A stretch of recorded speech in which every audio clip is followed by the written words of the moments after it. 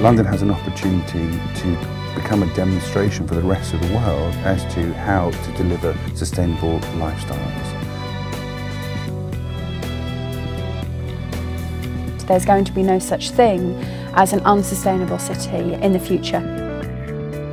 It's about how we live and the choices we make in everyday life. And the key point is that to live sustainably doesn't mean you have to lose anything. It just means you have to live in a way and can even improve the quality of your life. We are interconnected, and that, you know, it might be the smallest thing, but it does, like the pebble in the, you know, in the pool in the lake, has a ripple effect, and that we do affect each other each and every day, even if we're not aware of it.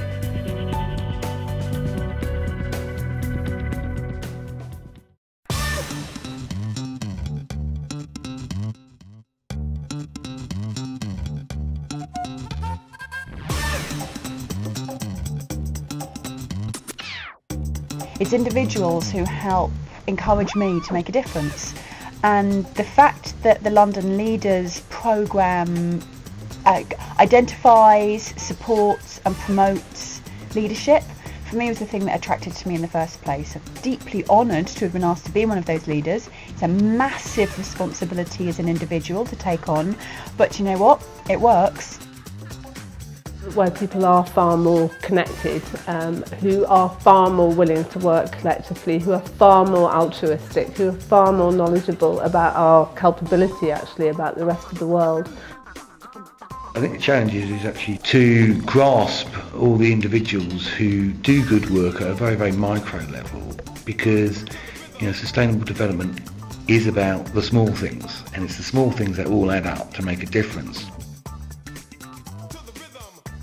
The Arts and Ecology campaign was a great example of how two people could work together across two separate institutions and organisations with very different aims to achieve something which benefits London and the sustainable community. It's been extraordinary. I feel really privileged to have been chosen, and I have dedicated a lot of time to the programme, but it's rewarded me with some amazing contacts. Setting up and launching Sustain 72 at City Hall, we now have 150 members across London, and the organisation is actually working, and the networking and everything that was arranged for professionals that work in sustainable development around private sector housing is now up and running and functioning quite well. The specific pledge is to try and get 3 green roofs retrofitted onto you know, financial or business institutions in the centre of London.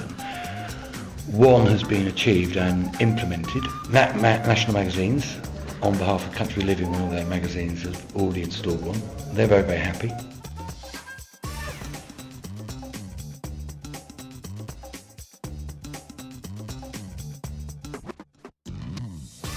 It's difficult to grasp, isn't it, when you talk about a city as opposed to a community. And I think if we start with the city, we can get quite frightened. I think we've got to break it down into communities and then link those communities. Broadcasting green is, to put it in its shortest form, product placement of green behaviours. Now that sounds such a tiny, tiny thing, but it's both challenging and important.